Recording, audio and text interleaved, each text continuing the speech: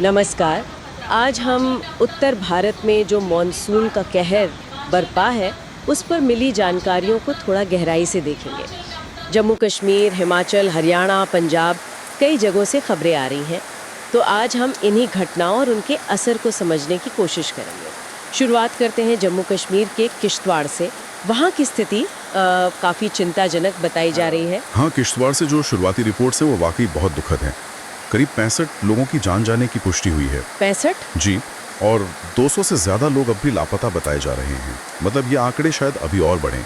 ये सिर्फ आंकड़े नहीं हैं, ये एक मानवीय त्रासदी है जो वहाँ घट रही है। वहाँ की जो बेबसी है उसका अंदाज़ा, वो एक बात जो सामने आई कि एक युवक ने मुख्यमंत्री से कहा, हमें बस डेड बॉडी दे दो।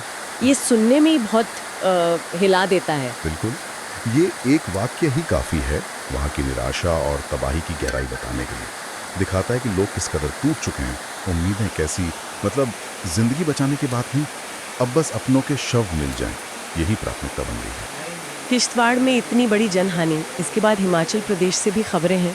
वहाँ भी प्रकृति का प्रकोप दिखा है, लेकिन शायद थोड़ा अलग तरह से। जैसे चसौटी गांव में बादल फटने की घटना हुई। हाँ, चसौटी गांव में बादल फटा है और देखिए, बादल फटने के साथ अक्सर अचानक बाढ़ और भूस्खलन का खतरा बहुत बढ़ जाता है। हाँ, जो वीडियो फुटेज आए वो दिखाते हैं कि कितनी तेजी से पानी और मलबा आया।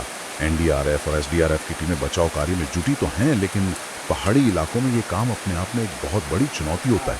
सही कहा आपने। भारी बारिश हो रही है, पत्थर गिर रहे हैं लगातार, तो मलबा हटाना भी बहुत मुश्किल और ख़तरनाक हो जाता है। बिल्कुल, और मदद पहुंचाना भी इन हालात में बहुत जटिल हो जाता है। और इसी बीच हिमाचल से ही एक और दुखद खबर आई है। जन्माष्टमी के दिन दिल्ली से श्रद्धालु गए थे। हाँ, 2 श्रद्धालु। वो लैंडस्लाइड की चपेट में आ गए। वे श्री कृष्ण मंदिर जा रहे थे दर्शन के लिए, और तभी ऊपर से पत्थर गिरे और उनकी जान चली गई। ये घटना याद दिलाती है कि मॉनसून का खतरा सिर्फ स्थानीय लोगों पर नहीं है। ये बहुत महत्वपूर्ण बात है। दिखाता है कि पहाड़ी इलाकों में मॉनसून के वक्त पर्यटन या तीर्थ यात्रा कितना जोखिम भरा हो सकता है। मतलब जान का भी नुकसान हो रहा है और माल का भी। असर काफी व्यापक है। अच्छा, पहाड़ों से अगर थोड़ा नीचे मैदानों की तरफ देखें तो हरियाणा में भी मॉनसून का असर दिखा है। फरीदाबाद और यमुनानगर से खबरें हैं, मकान गिरे हैं, छज्जे गिरे हैं। हाँ, यहाँ देखिए, मैदानी इलाकों में समस्या का रूप थोड़ा बदल जाता है।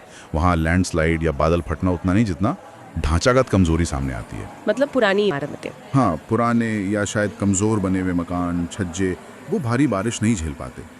यमुनानगर में वो प्राचीन कालेश्वर मंदिर पर बिजली गिरने की भी खबर है। ये दिखाता है कि प्राकृतिक आपदा के रूप कितने अलग अलग हो सकते हैं। एक खबर कुछ अग्निवीर जवानों के लापता होने की भी थी।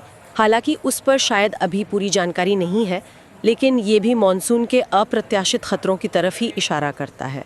अब पंजाब की तरफ देखें तो वहाँ भी हालत कुछ ठीक नहीं लग रही। जी, पंजाब के कई जिलों के लिए येलो अलर्ट जारी किया गया है। इसका मतलब है कि प्रशासन को, लोगों को सतर्क रहने की जरूरत है। और तरन तारण जिले में जो बांध टूटा है वो घटना गंभीर है। हाँ, बांध टूटने से आसपास के गांव में पानी भरने की खबर है। ये तो फिर मौजूदा इंफ्रास्ट्रक्चर पर भी सवाल उठाता है। निश्चित रूप से तरन तारण में बांध का टूटना सिर्फ एक अकेली घटना नहीं है। ये दिखाता कि कैसे मॉनसून का जो बढ़ता हुआ प्रकोप है वो हमारे मौजूदा इंफ्रास्ट्रक्चर, खासकर जो जल प्रबंधन से जुड़ी प्रणालियां हैं, उन पर कितना भारी दबाव डाल रहा है। क्या वो इस दबाव को झेलने के लिए तैयार हैं? यही सवाल है। और पठानकोट, होशियारपुर, रूपनगर में अगले कुछ दिनों के लिए भारी बारिश का जो अलर्ट है वो इस चिंता को और बढ़ाता है। तो कुल मिलाकर देखें तो जम्मू कश्मीर में बाढ़ और लोग लापता, हिमाचल में बादल फटना, लैंडस्लाइड, हरियाणा में मकान गिरना, बिजली गिरना, और पंजाब में बांध टूटना, बाढ़ का खतरा।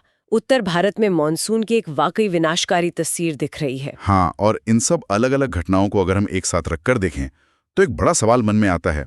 चाहे वो पहाड़ी इलाके हों या मैदानी, जिस तरह की ये चरम मौसमी घटनाएं बार बार हो रही हैं और शायद उनकी तीव्रता भी बढ़ रही है, तो क्या हमारी जो आपदा प्रबंधन की रणनीतियां हैं, हमारी शहरी योजनाएं हैं, हमारे बुनियादी ढांचे के जो मानक हैं, क्या वो पर्याप्त हैं?